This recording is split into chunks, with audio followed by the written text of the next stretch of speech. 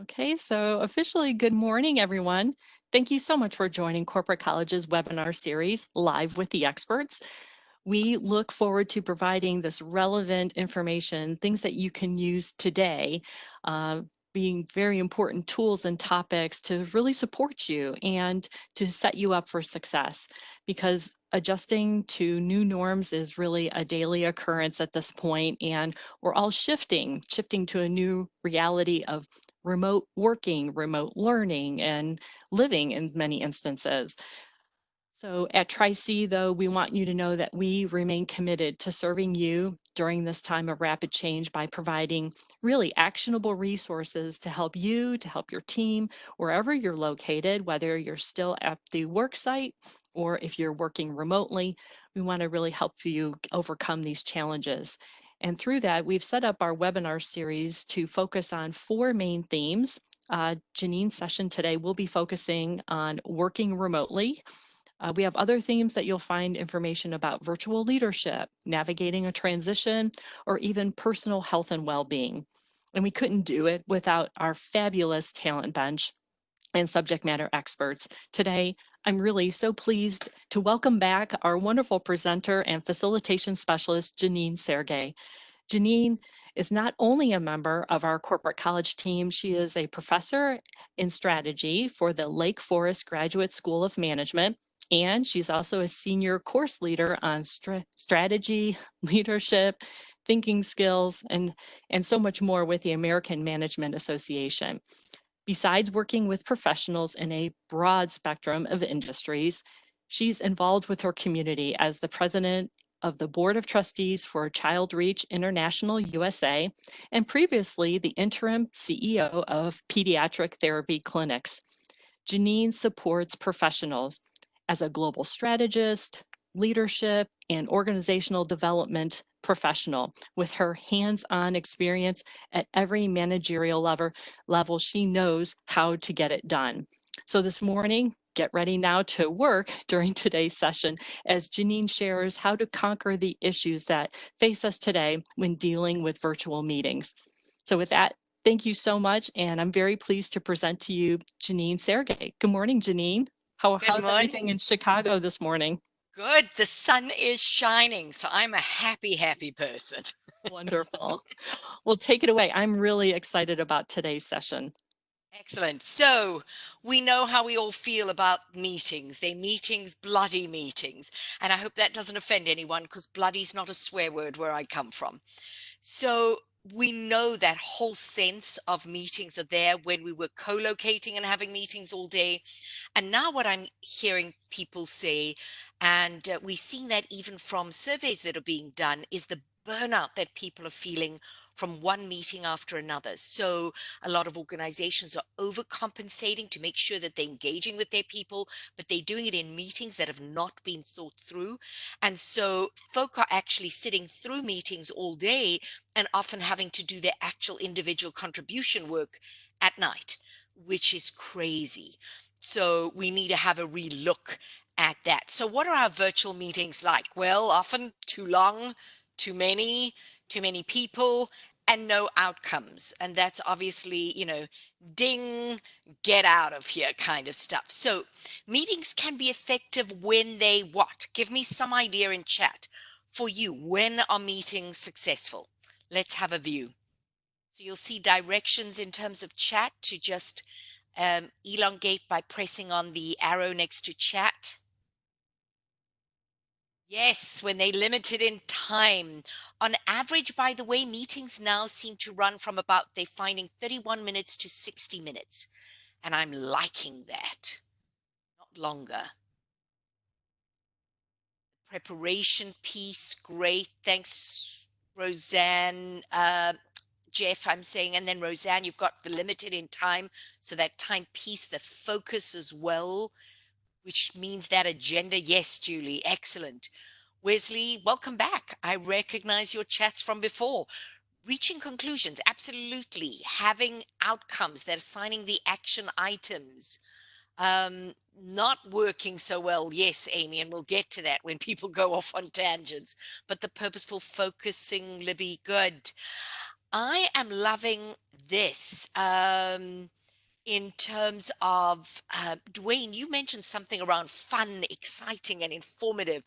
And here's the thing, I don't know why everyone thinks when we say meetings, everyone's got to be so serious and it's so dour and so boring.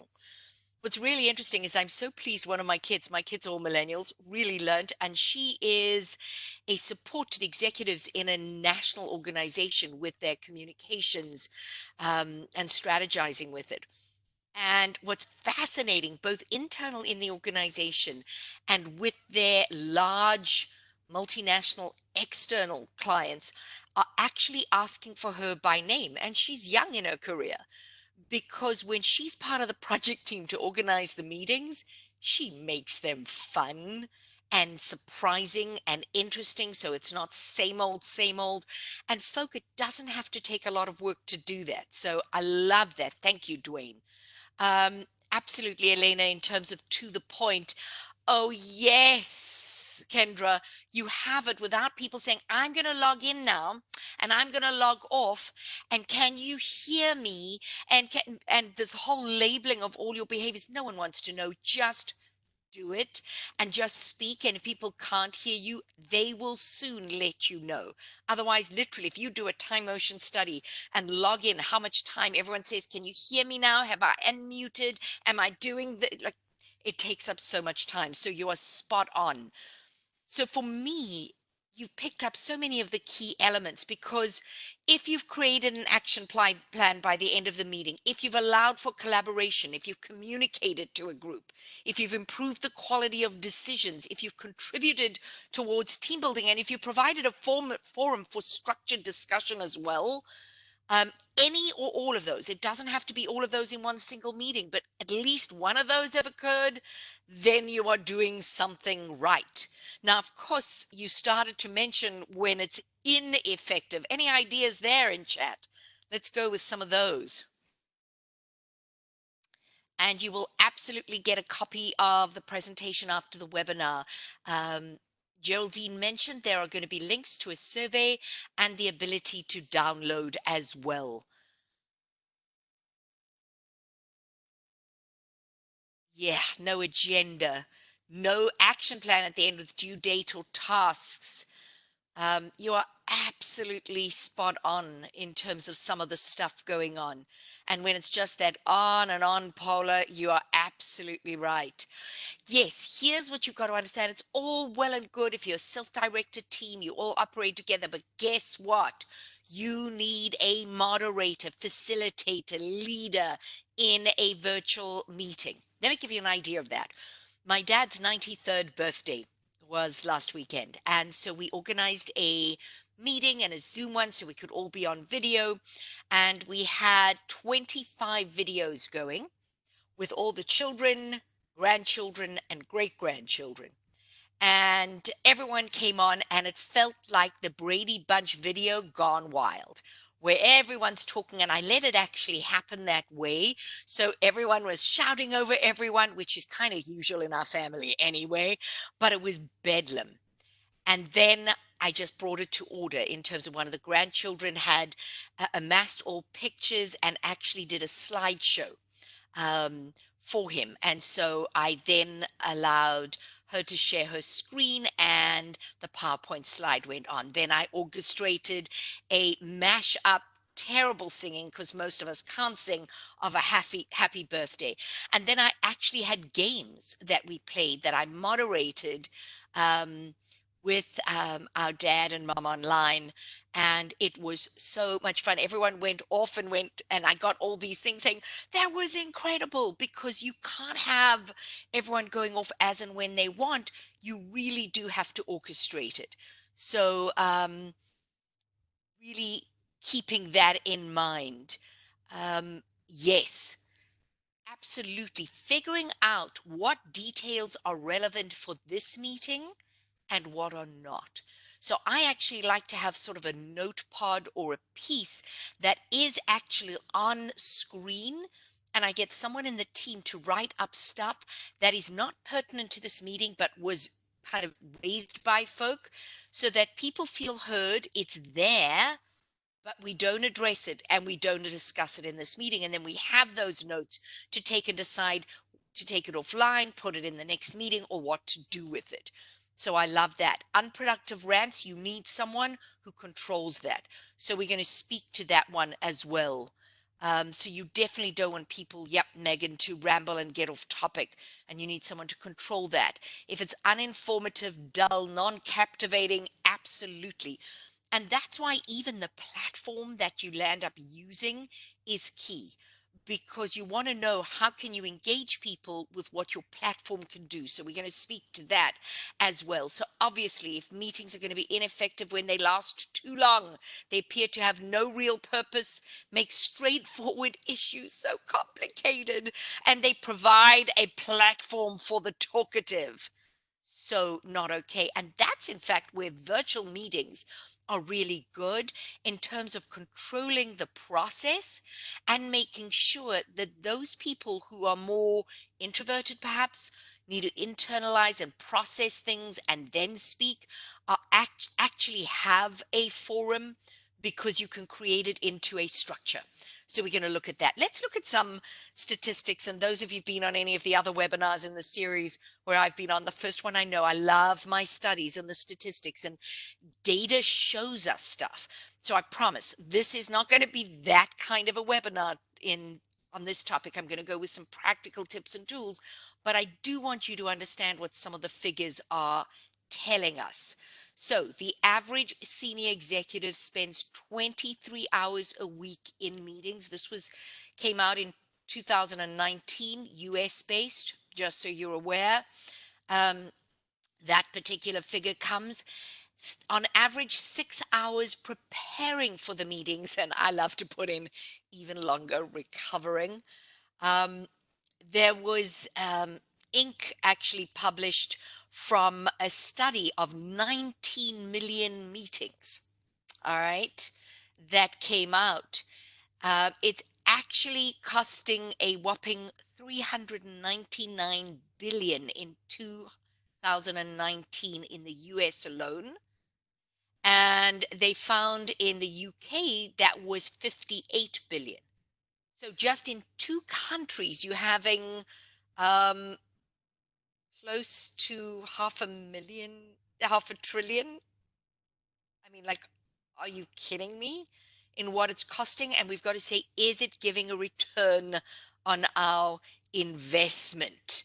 Because it's a tremendous drag on the effectiveness of organizations. A third of the time spent in meetings are actually a total waste. And what a pity, because even if the meeting is to be able to create some camaraderie or connection, especially in this COVID-19 time, and you just connecting on a personal level, that's not a waste of time, but it's got to be intentional. So the cost to the economy, this was a figure actually out in 2017, was 37 billion. 2019, hello, we're at 399 billion. Isn't that a shocker? So High Five actually shared some interesting statistics. And every year since 2000, the year 2000, the time spent in meetings has increased by about 10%. And that's annualized. So every year we've increased that. The other thing, there's usually only 2 to 4 people involved in 73% of meetings. And there's a good reason for that, especially virtually. When there are too many people on, you cannot have that interactive nature in quite the same way. You'll notice today with over 100 folk online, you can see we make sure your mics are muted, and we only allowing you to interact with chat. And the reason for that is we're able then to control it, still get through what we want to share with you, and be done in the time period. You have less people online, and virtually, I like meetings where you can control it and make it completely interactive, where you're sitting at the 20 to 25 people mark. And even then, we'll speak to how you can make small groups out of that as well. It doesn't mean you can't. I ran a meeting with 50 people the other day. we still were able to make it even more interactive than we are today. And I will share with some of those techniques with you as well. Here's another little piece. Going by the book or having detailed agendas. All right. And remember, some of you said to be effective, you need an agenda. Being ineffective is when you don't have an agenda. All right. If you actually have an agenda, it can decrease the amount of meeting time up to 80%. All right. And here's a kicker. No more than 37% of meetings in the US use agendas. Are you kidding me? All right. And should we even talk about the multitasking that occurs? Oops. All right. This came out of the Muse, but 69% of individuals check their emails during a meeting. 4% of people multitask during video calls, while 57% multitask during phone calls. So I am a great lover of making sure people put their videos on during meetings for a multitude of reasons, but most specifically, we know it keeps the majority of people involved. There's a way of actually tracking involvement on certain other platforms, and there's a way of you ensuring with your process you keep people engaged. And again, I'm going to tackle that as well. And that came from a Harvard Business Review as well. Now, on average, what we know, if 10 middle managers are in a meeting, all right, when we look at pay, benefits, overheads, it costs around $3,000. So in my meetings, I actually have in actual physical meetings, I have the figure on the wall. In virtual meetings, I have it on the slides on the top. And at the end of the meeting, I say, did we get our money's worth? Was our time together worth $3,000? I am big on us ascertaining that to make sure that there's benefits coming out. Now, what are some of the consequences for employees? And this was a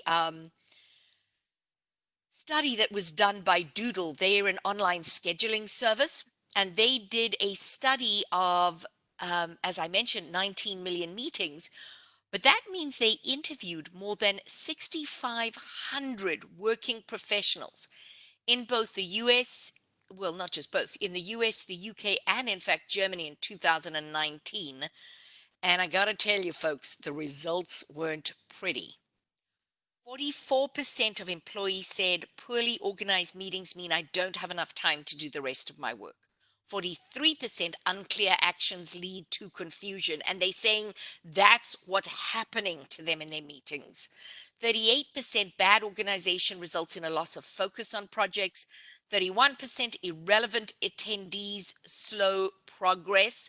So it's knowing the right people to involve and actually not having the right people on there. I've had that happen to me when I've been invited onto meetings. And 26% inefficient processes weaken client or supplier relationships. Because remember, your meetings are not just internal meetings.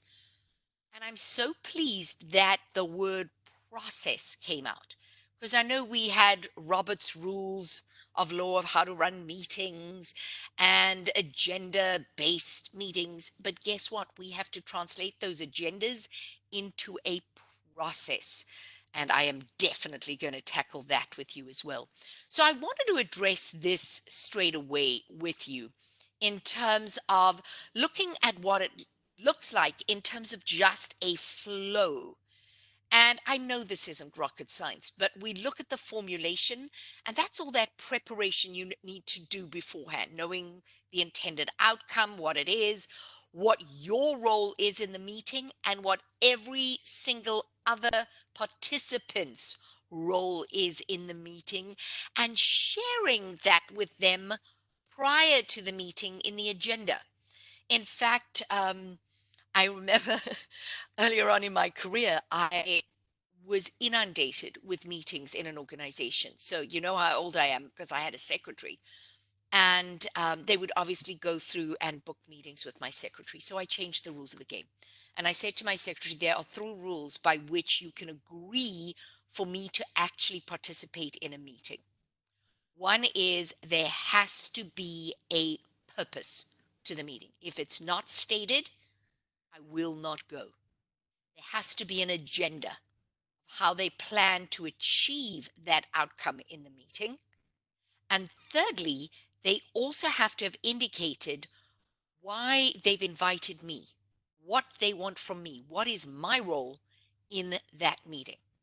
And if those 3 elements are not apparent, I'm not on that meeting. And what happened is suddenly my calendar cleared up and I wasn't going to the meetings. And my colleagues were kind of going, "What? How come you're not coming to these meetings?" I said, "Well, they don't have these 3 things." And it got my colleagues on the executive team thinking and saying, "Well, hold on a second, then why are we going to the meetings?" So they instituted the same rule.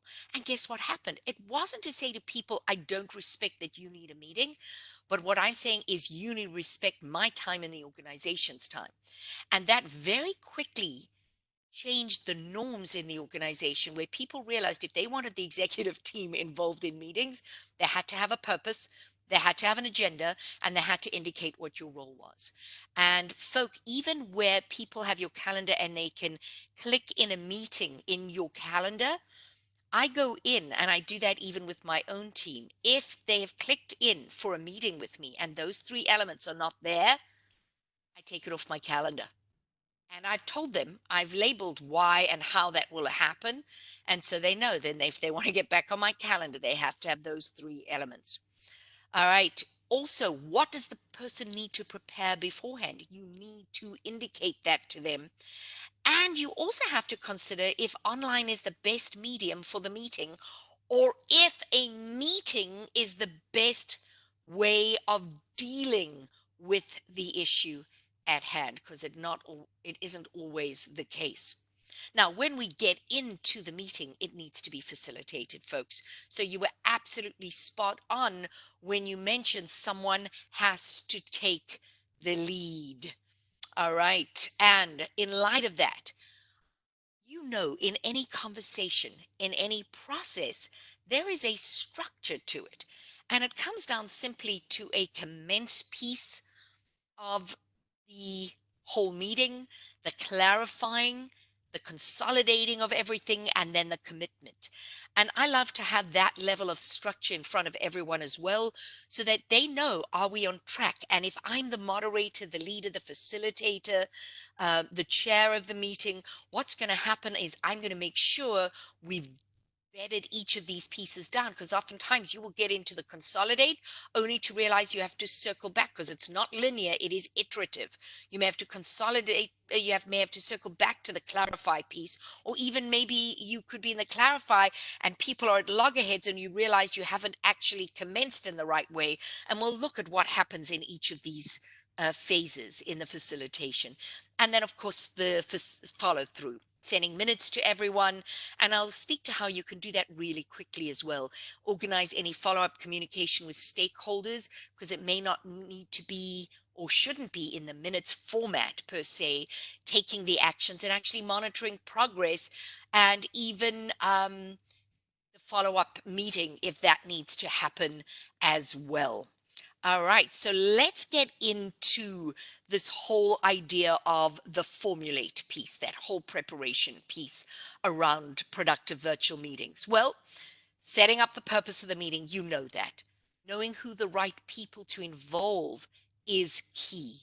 Having the process worked out for the meeting and having a plan for everything in terms of what you need to do before, during, and after is absolutely key as well. So, a key question you have to ask yourself is the meeting being held for action planning? Because that's going to entail a different process and a different set of activities that people have to plan for prior to the meeting. It may entail different set of people being invited to the meeting. All right, if it's a decision-making meeting, One, you would have to distinguish if you have the decision making authority as a team. And again, a process for decision making is different, somewhat different for action planning, somewhat different for problem solving. A problem solving um, meeting is way different from an information gathering or an idea creation meeting, an innovation meeting. Way, way different. All right. If you're an information giving meeting, like a town hall, that again, can you see, would require a whole different meeting structure and setup as well, progress monitoring as well. So the whole idea here is what process is going to best suit the meeting purpose and content, and the flow will need to be different, folk.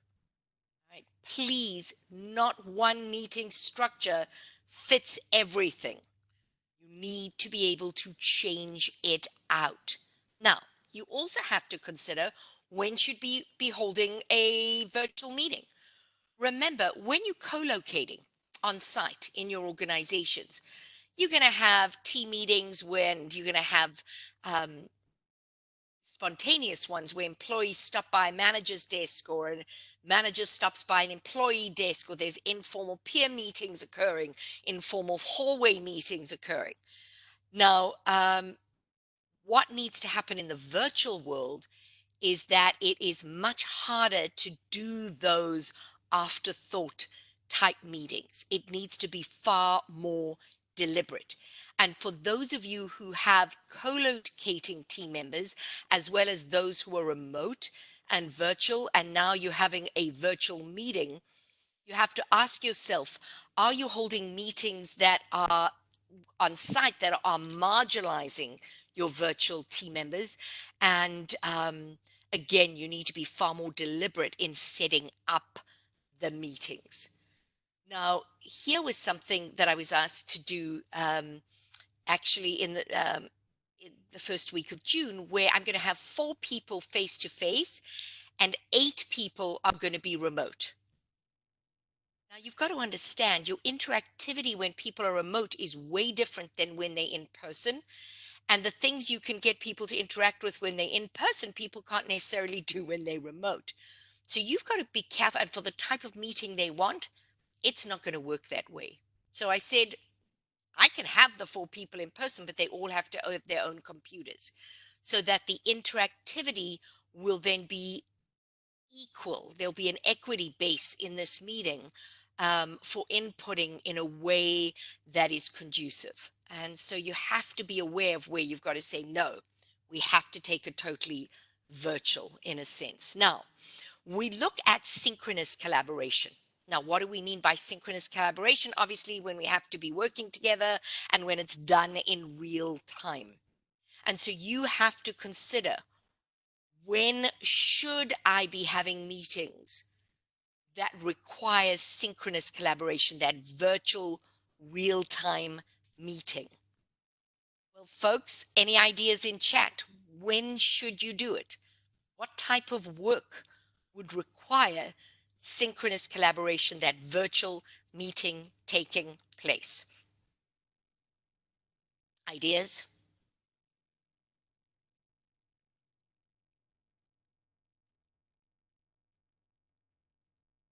Yes, when a vote needs to happen, you want it live. Absolutely. Brainstorming, you want it live. When it's a class together, absolutely. Training, you want it live. Now that's interesting, because training could actually happen with synchronous collaboration and asynchronous. So your e-learning options, on-demand learning, can be done asynchronously. However, training can also be done synchronously. And Nicole, I must be honest with you, during this COVID-19 time when people can be feeling quite isolated, I prefer the training to be done synchronously, so there's a point of engagement. Absolutely. If you debriefing on a project, yes, Teresa, you definitely want to have a synchronous collaboration as well, because it will make people feel who have owned the project that it's valued that much more. So anything, folks, where there's an urgency, you will do synchronous collaboration. If there's that brainstorming piece, um, and if there's a need to FaceTime, if emotions are high, there's a level of conflict. You may do a one-to-one virtual meeting, but you will still have that virtual meeting. All right. So if answers are needed quickly, you would go synchronous. Absolutely. And can voting be done effectively virtually? Yes. And I will show you some techniques as well. All right. So you can do some of the prep, Diane, for a decision asynchronously, but when you actually make the decision as a team, you would want to do it synchronously. So asynchronous collaboration is when work can be done independently, when you need information to cross interfaces. And so you could understand there, if it's not time sensitive, you so can do asynchronous collaboration, means you don't have to call a virtual meeting. Um, it could be documents, even people generating ideas could be done asynchronously. An idea in a virtual meeting, if you're worried that some people in your meeting dominate others, now different platforms you do it differently, and so I'll speak to different platforms. We're on WebEx today, so in WebEx, you can actually create separate whiteboards before your meeting, and you can name it for different team members. And so when you want to generate their ideas and you don't want them to be influencing each other at that particular point, they can each go to their own whiteboard, generate the ideas, and then you can bring all the ideas together into the big meeting. So there are creative ways and different ways in each of the different platforms to do that. Say you want to generate ideas in a meeting, that's where it's a great idea to use small collaborative rooms or breakout rooms where you make small groups and they generate ideas. If you're working in Adobe, I love their note pods that are available in a breakout that you can create. People generate their ideas. That when you come into the main room, it is very easy for you as the moderator, facilitator of the meeting to pull up those note pods, and you can put them side by side on the screen, and everyone can do compare and contrast between the meetings, and then generate even further ideas from there as well. So there's so many different ways of doing that. You can do status updates, by the way, not in a virtual meeting. All right. For me, a meeting where you have one person after another saying, how we doing? And it's actually in your report, in your project team data that anyone could go in and look. And I go, seriously, I must sit and hear this.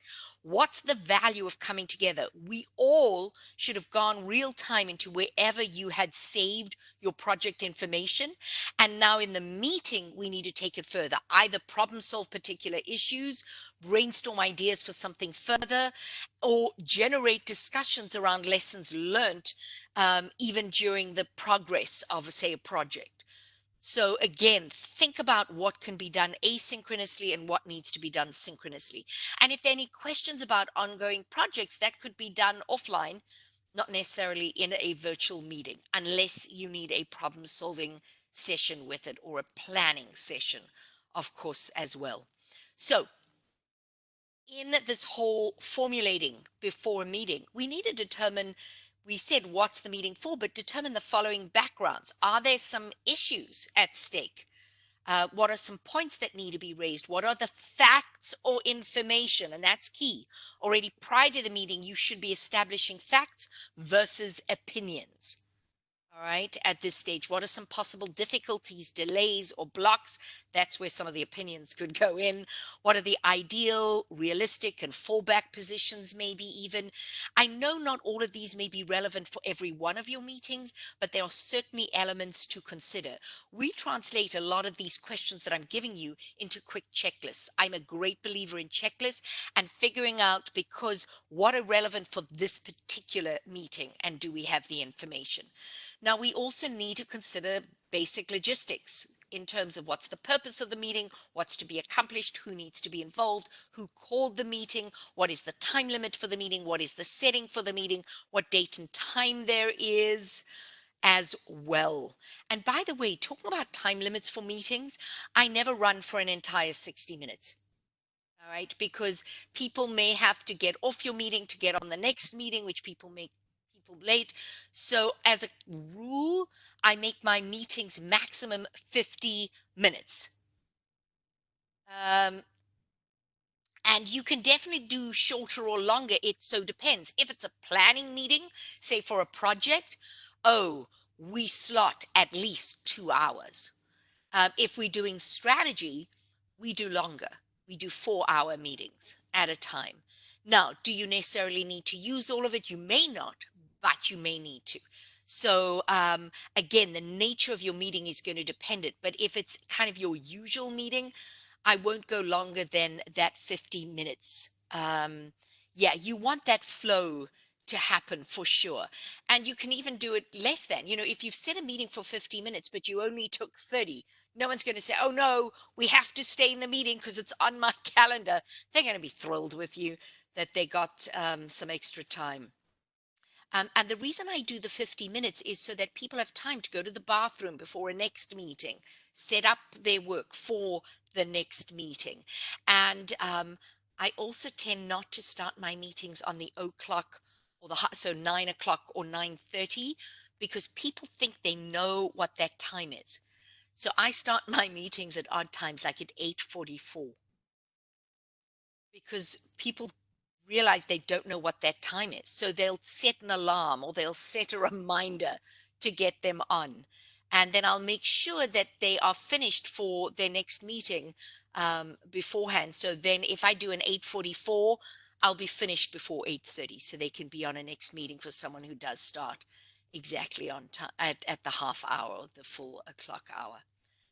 Yeah, I change things a little oddly. All right. So, determining the pre-communication, what information do you need to send out to meeting participants beforehand? And what briefing do you need to give your own team beforehand, especially if you are doing a client-facing meeting? Sometimes, folk, if there are a few of you who are going to be needing presenting in a meeting, you're going to have interactive sessions, you need to do a pre-internal meeting to prep for that external meeting until your team gets a vibe and a rhythm of how to work externally on virtual meetings. So I wanted to show you some examples that you may want to send out. Because I mean, I am working on so many different platforms now because different organizations have decided which platforms they're using and they're different. So if we're getting onto a Zoom platform, this was a Zoom guide I sent out um, just on some Zoom virtual meeting tools. Because the first time I went on a meeting, I was a fly in the wall in this company. I could see they were struggling with the interactivity tools. So I just gave them some quick tips on how to do it. And we also sent out a 1-minute video to show. And that way, when it's people's responsibility to familiarize themselves when they get online in the Zoom, they get more familiar. Now, as more and more of your folk get familiar, you won't have to spend as much time. But if you ever get new members in your team, they've not used the platform before, your client is not familiar with the platform, you want to be able to help them as well. All right. So let's go to another piece. This was guidelines I sent out actually 2 days ago. This was another meeting we were having, and I realized on the meeting, the majority of people were PC users, 2 were Mac. And on the WebEx platform, um, your tools are in different places. Your icons look different. So with that, what you need to do is, again, I just pre-sent out some information of what it needs to look like to help them when they came on, and we don't have to say, I can't find that. It doesn't work like that on my Mac. That's so disruptive in a meeting. So you want to make sure that everyone is prepped. I also create a meeting process plan, folks. This is different from an agenda. All right. And if you are not used to facilitating groups, I highly recommend you plan this out. So you have the purpose of your meeting. And then, I know on an agenda we have the item. All right. Item one, agenda item one, agenda item two. Well, yes, I've got agenda item one, but what's the intent with that? And what activity are we going to utilize on the platform to ensure that our intent with that item is achieved? And what time estimate do we think it's going to take to do it? And what's the setup that's going to be required beforehand? And so each agenda item actually has one of these pieces translated so that you, the facilitator of the meeting, knows exactly how you're going to be running it. All right. So now that you've got that all set up, how should an agenda look? And what if, for those of you who have to send out meeting minutes, there are more casual ways of doing it, but I understand for some of you, you will need meeting minutes. I want to show you something that really saves a lot of time. I make sure that and there are different agendas, as even compared to the one that I'm sending here. I can give you myriad more examples. I often go with the culture of the organization. I want to give you an example of what I do with board meetings that I go on. I like to set up the board meetings like this, and I use this in my own meetings as well. Now, how soon should an agenda go out? Well, if there's preparation involved, you want to send it out pre. So, like if when I've been on boards, one of the things I like to do is prep. So as soon as a meeting is finished and we get the meeting minutes, we usually, and that I like a quick turnaround time, it's within the 24-hour period maximum that your meeting minutes need to go out. You do want to formulate, take action, and see what that agenda should look like. So, you give yourself another week or two at maximum, which means at minimum, I want 2 weeks to prep for the next board meeting. All right. But if we have quarterly board meetings, give me at least a month to prep. Again, it's going to be dependent on the nature of the meeting and the purpose of the meeting and how much prep time is needed that your agenda will go out. But if you're doing a quick collaborative share, then the agenda for that process, and because it's so spontaneous, can go out just before. It's absolutely fine. So this is an example. I just took a picture of the meeting agenda, and here you would see, notice something very careful that I put in. With the attendees, I've got there, what should they read, what should they do, and what should they bring? Now, they may not have to do all three, but I have it there and we slot it in. And if they have to read something, the link is there, or it's an appendix that goes out as well. All right. And notice something else, so that we don't waste time with people just talking information in a meeting. If there is an item to discuss, the information that we already have, and if someone is responsible for an item, they must supply the information. I love them supplying it in visual formats, in creative ways that make it interesting and people want to read it so they don't just scan and skip. And you actually put the information in. So the agenda has the information. So when we come into the meeting, that collaborative, the value of synchronous collaboration is what can be realized in the meeting. And if there's additional information bits that people can then supply, we can then just add it into the same spot. So guess what? When you send out the agenda, it's the exact same format, and someone does not have to spend 3 days formulating the report or the minutes, because we have actually entered it during the meeting.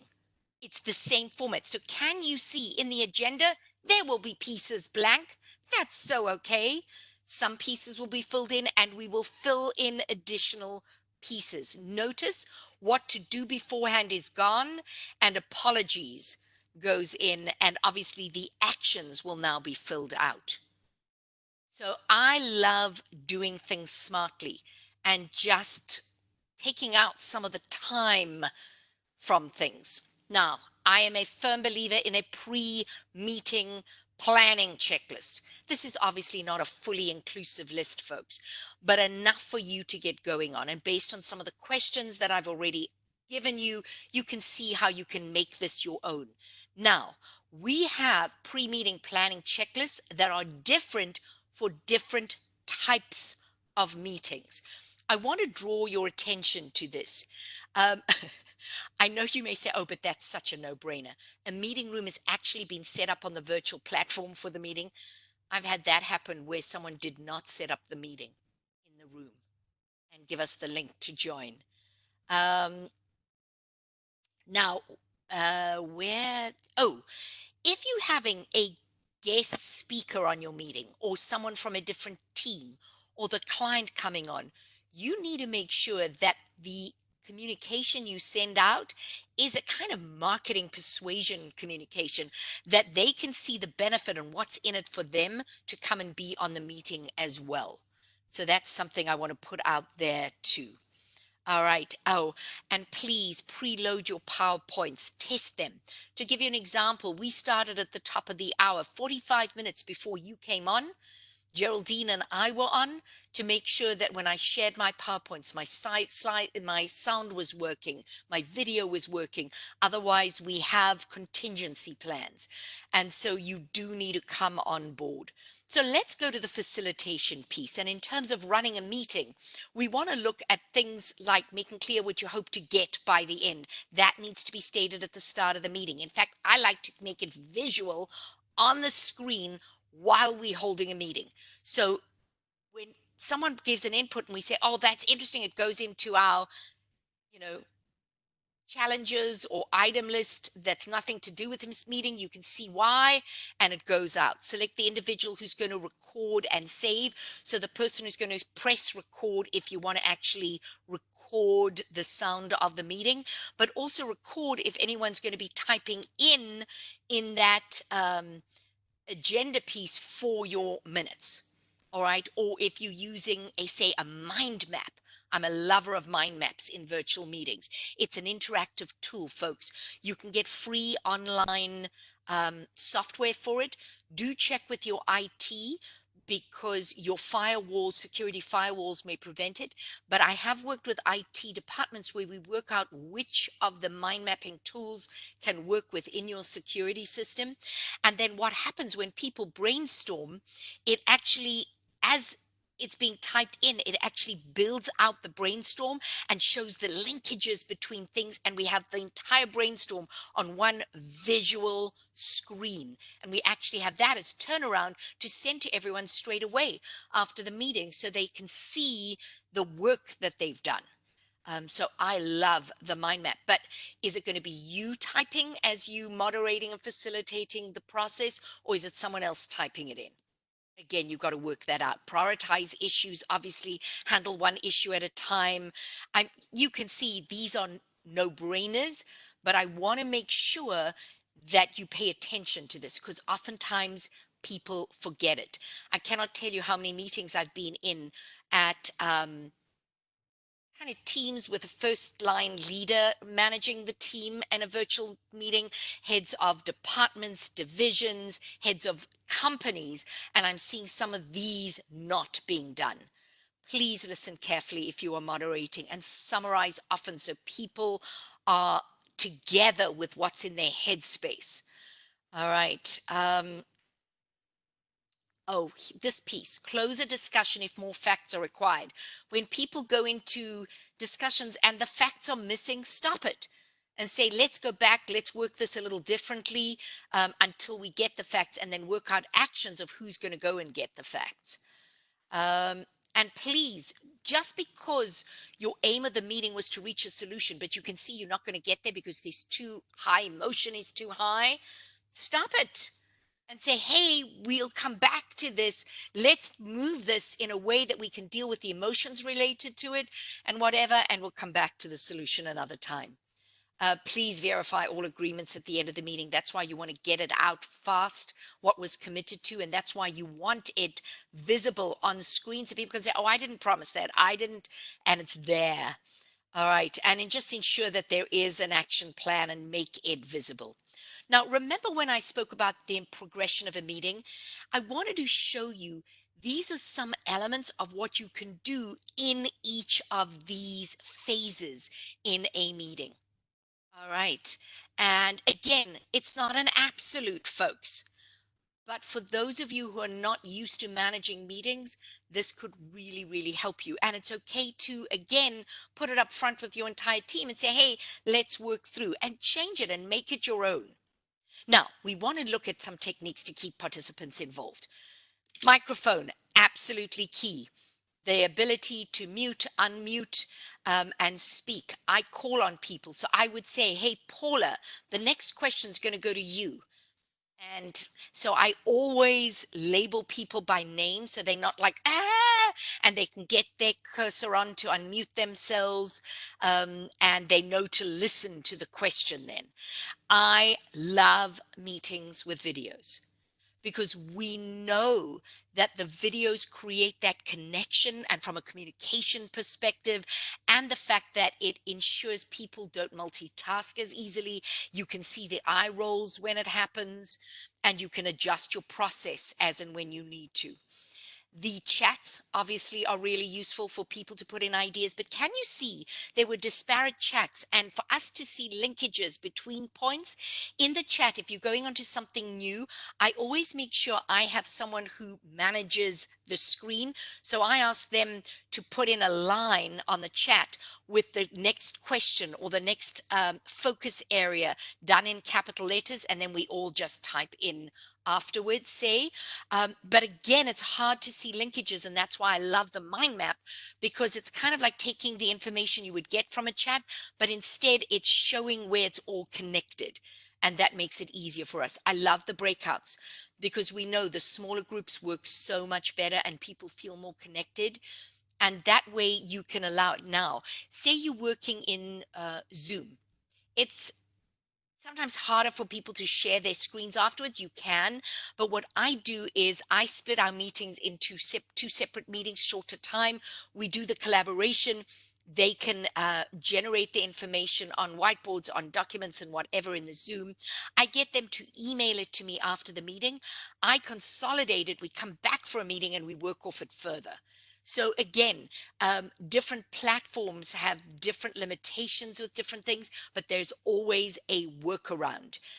Polls, I love polls. In big meetings like this, I love polls because it engages everyone. In small meetings as well, I use polls because that's where you can vote, because you can do single choice, multi-choice, you can have multiple questions, and it really just gets everyone individual opinion. Now, on some of the platforms, you can actually see who votes where. And as a manager, that's really useful, because what happens is you can see why is Nicole always voting this way? I need to have an offline chat with her to see where headspace is, because it's way different from anyone else. And does she know stuff? And maybe she doesn't want to be called out in a meeting and she won't be forthcoming, but offline she will with just me. You see where we're going with that? That's why I find the polls really useful. You can people to put check marks and X's, and you can do it actually on the screen. The annotations on the screen are wonderful as well. You can do that in Meeting Sphere. You can drag and drop and rank order. People can do the annotations kind of in Zoom are wonderful. In WebEx are not as wonderful, but they're good. In Adobe, not so good. So again, you play with it in the different platforms. You can raise hands and then to unmute someone. Obviously, you can get reactions from them. I want to show you how you can annotate on screen. This was one that, in fact, I just used, what's today? Friday, yesterday. All right. So this was actually using on WebEx. And I had already so you can use whiteboards and you can bring up whiteboards, and that's in all of them. In most of the platforms, you can bring up whiteboards and you can pre-prepare your whiteboards. I must be honest, I do a little trick without having to go and open a whiteboard and bring a whiteboard in. In the slide deck, I actually make the slide prepped like this, where it says anonymous, non-anonymous, and there were different questions, and I even showed where the tools were so they knew which one I wanted, and they could go and look it up. And because they weren't all familiar in the WebEx platform. And I have the slide set up. We get to the slide, and then I make them use the annotation tools. Now you can see with the first question, and I especially set this up because I knew I wanted to use it today, but I didn't want you to see the question because it pertains to this particular company. But I wanted to see that in the first example, when we use the arrow, all right, it's a non-anonymous answer. We can see who voted where. All right. In the second one, when I asked them to vote, they couldn't see who voted where. And I knew there might be one or two outliers. I didn't want to make them feel bad within the bigger group because it isn't a bad thing, but just taking care of people's feelings. So I made them use the check mark instead, and then we could see where the votes lay, but I could then deal with that person on the outside. So say in Zoom, I'll often give people some indication when we come in, as much as I've given them tools beforehand, how we're going to interact today. Click view options. That's actually usually on the top of the screen. Click on annotate, and we're going to use the text that comes with a capital T. So they know. And by the way, I make them actually try out on the screen, and then I remove their annotations. Then I let them try draw. They all draw because you can free draw, you can do all sorts of stuff, and then I remove. We can use a stamp, and they can put it on, and then I remove it just so they can get a feel. Obviously there's arrow, eraser, formatting, and all that stuff. And then I show them some other further icons we're going to use: the microphone, writing in their own workbook, say polls and breakouts. So I use icons, and these icons, folk, by the way, I put on my slides in the meeting to say we're going to do this kind of activity together. Now, when I want inputs from everyone, you can have a free text annotation on the screen, and you, on some of the platforms, you are able to actually move that typing. But if you worried, "Oh, I'm not going to be able to do it quickly enough," I pre-prepare slides when I know the question's going to be asked. Here, I wanted a particular team to figure out the conflict that they were going to be dealing with. What are the rules of the game, so to speak?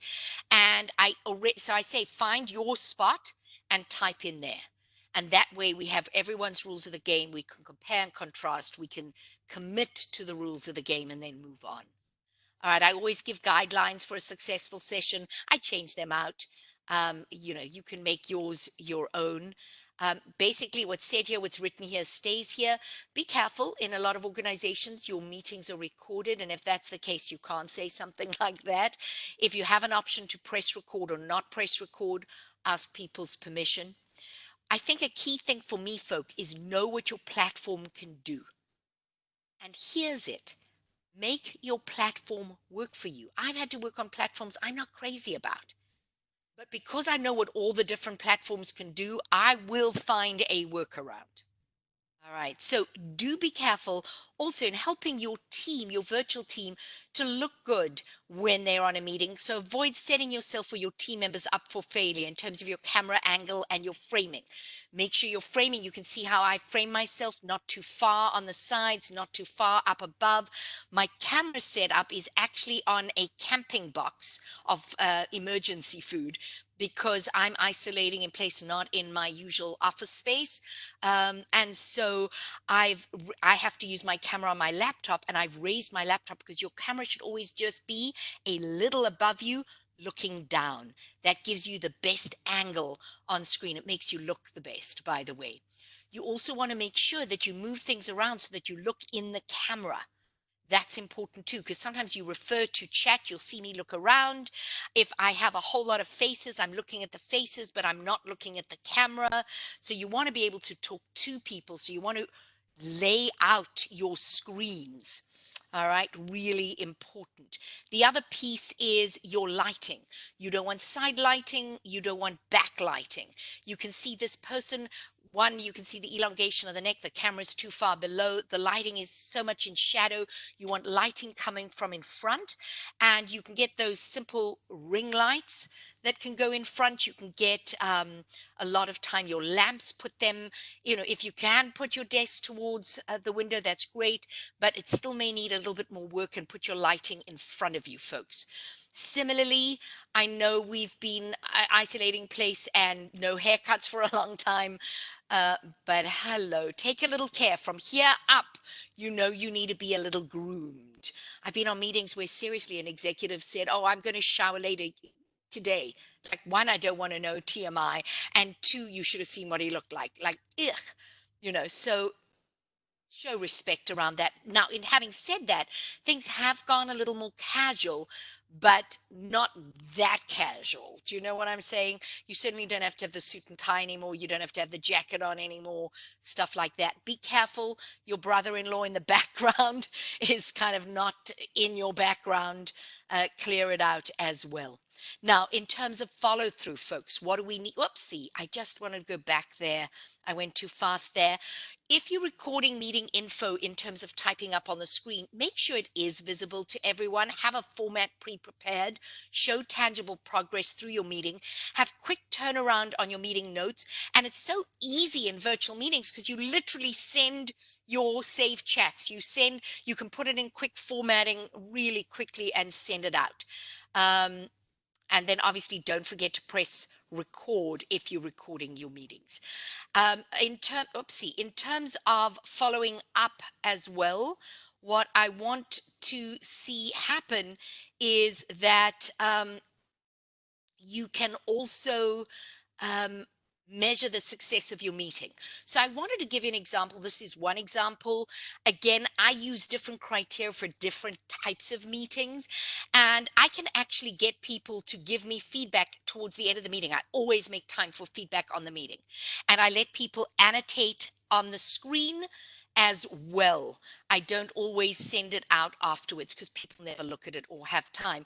Or I keep something as simple as this that they can annotate. What worked well in this meeting? What do we need to change with the delta sign? So folks, we ate at the top of the hour. I hope I've given you some tips and tricks to make your meetings fun, interactive, meaningful, purposeful, and make your life easy, because when you've prepped really well, it's going to make life so much easier moving forward. Those of you with the power to affect change throughout your organization, work out guidelines for meetings in your meeting as a in your organization as a whole, and role model the way you want meetings to happen. And good luck with your meetings, folks, and stay well, stay safe, stay connected. And thanks to Corporate College for putting out of the community stuff that really can help everyone at this trying time. Over to you, Geraldine. Oh, thank you so much, Janine. You are remarkable, and this is why you're just so fabulous and so well loved. You should see all the messages. I'm sure you can see them now. Just excellent tips, great work, things I'm going to use today. Wonderful webinar. So, Janine, on behalf of Corporate College and everyone here on the session, thank you so much. I know there's a number of people have talked about all the takeaways that they're gaining from the session this morning. And I have to admit, I've always been good at putting an agenda together in a meeting, but you've even made me realize I need to be much more intentional in including my meeting purpose, how to accomplish that, and every person's role in the meeting. So thank you for that. My pleasure. Sure, sure. So everyone, thank you again for being here this morning. Please know we continue to serve you with essential learning, just like Janine's session today, to help you overcome challenges you may be facing right now. Please visit our Corporate College website to find our virtual classrooms and other programs very similar.